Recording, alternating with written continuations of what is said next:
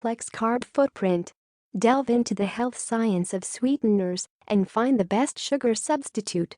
Have you ever noticed that, when you've been consuming a lot of sugar, your body begins to crave it more and more?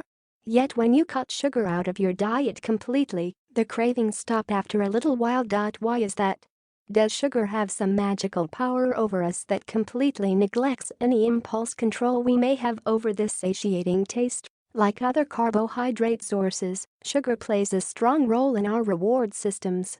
Once you have a taste, your dopamine spikes up, leaving you begging for more.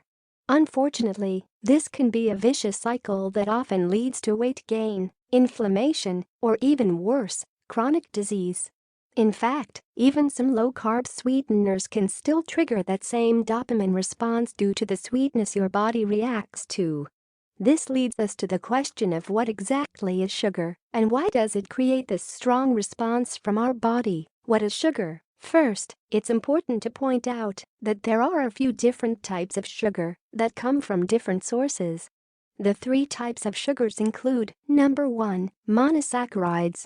Simple sugars with only 3 to 7 carbon atoms are in the monosaccharide family, including glucose and fructose.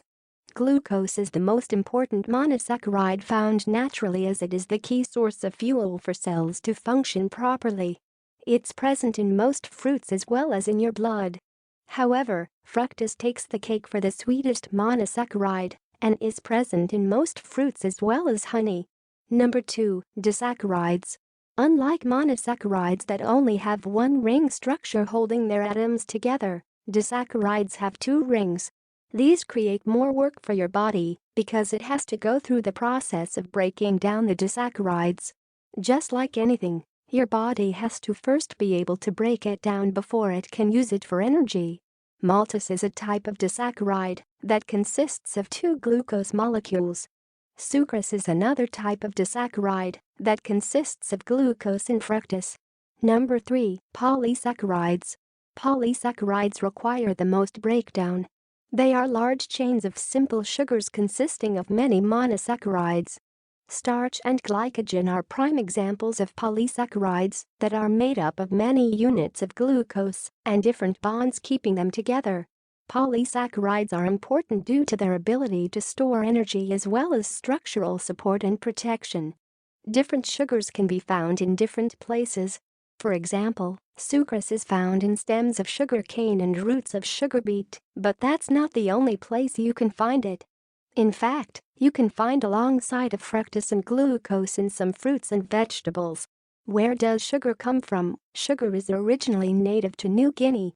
In 8000 BC, the people of New Guinea would chew reeds to enjoy the sweetness.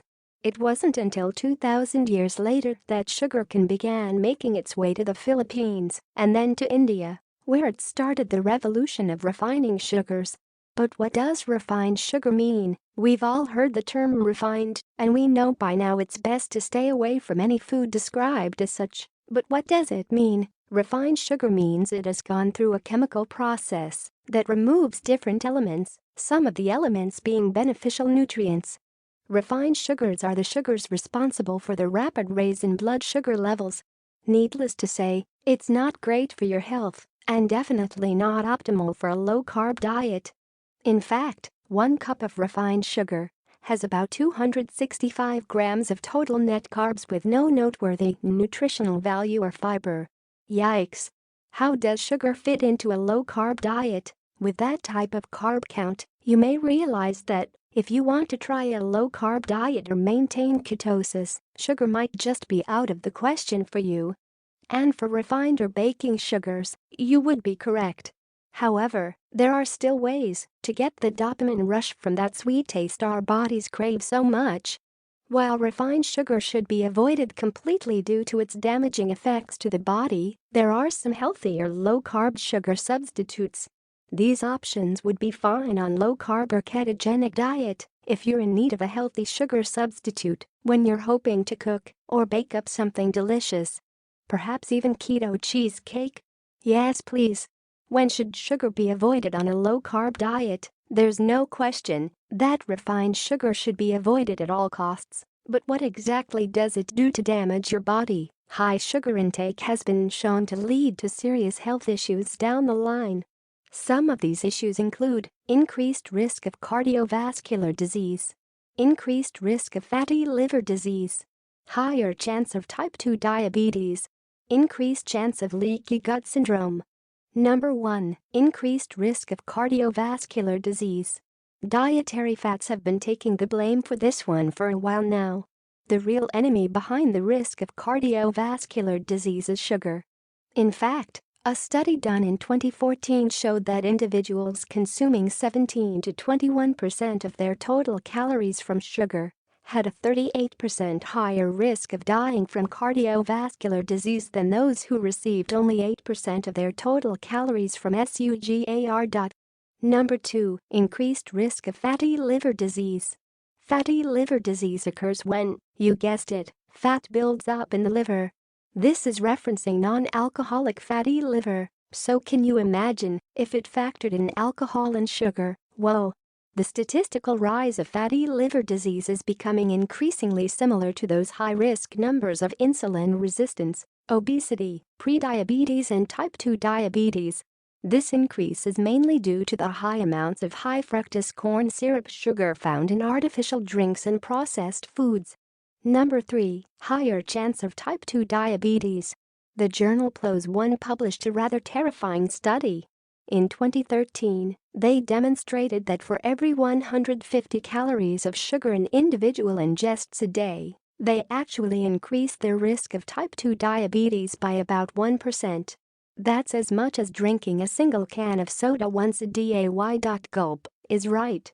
Number 4. Increased chance of leaky gut syndrome. It turns out, sugar may affect much more than originally thought. Not only does sugar negatively affect blood sugar and heart health, but it tears up your gut microbiota as well. This creates a majority of issues, but the main concern is leaky gut symptoms. This means that substances from the gut can leak into the bloodstream, which can ultimately lead to obesity and other chronic diseases. This all happens because of the inflammation that sugar creates in the gut in the first place. So is sugar low-carb friendly? When it comes to refined sugar, it's neither low-carb friendly nor is it good for your health to consume whatsoever. However, there are some great low-carb sugar substitutes that give you that same sweet taste without the damaging effects that sugar puts on your body. These substitutes are low-carb friendly when used in moderation if you're looking for an alternative when baking or cooking. If you're concerned about your sugar intake strictly for your keto macronutrient intake, then a tiny amount would be okay during certain types of ketogenic diets.